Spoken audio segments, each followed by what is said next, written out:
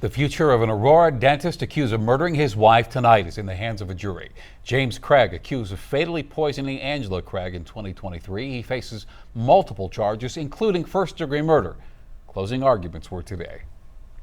He spent 10 days killing Angela Craig. Angela Craig was innocent. James Craig is guilty. You know what they proved? They proved beyond a reasonable doubt that this guy was a pretty crappy husband. He cheated on his wife constantly. They did. They proved beyond a reasonable doubt that he was not faithful.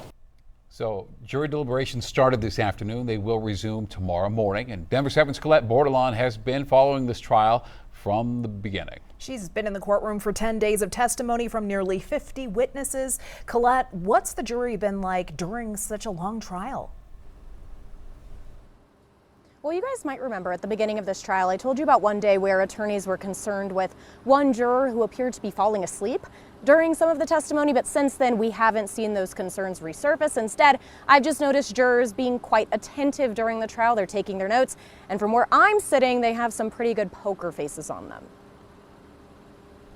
All right, deliberations just started today, so they're supposed to go to, the jury is the they here, supposed to go through all the evidence. So break down some of the key pieces for us. Well, there's the 10 days of testimony that we heard in the courtroom. Obviously, they can go through all of that.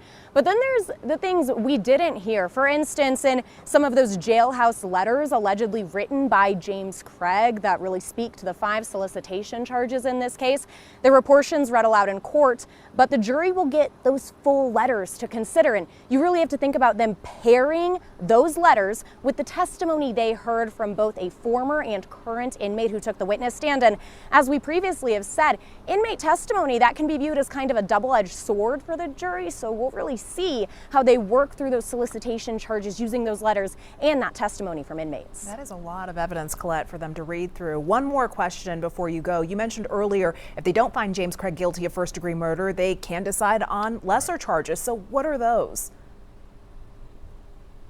Second-degree murder, criminally negligent homicide, and manslaughter, those are all on the table in this case for the jury. But I really want to talk about manslaughter in this case. So it was actually added on as count 7 in jury instructions. And basically, if the jury decides, hey, we don't agree with first-degree murder in this case, and instead they pick manslaughter, saying James Craig is guilty of that, then they would essentially be agreeing with what the defense team has been arguing this whole time, that James Craig assisted in his wife's suicide. Now, we haven't heard anyone testify that Angela Craig was suicidal at the time of her death. The jury, they're back here first thing tomorrow morning to resume those deliberations. I'll be back here too, and I'll be on verdict watch for you. We're live in Arapahoe County. Colette Bordelon, Denver 7. Thank you, Colette.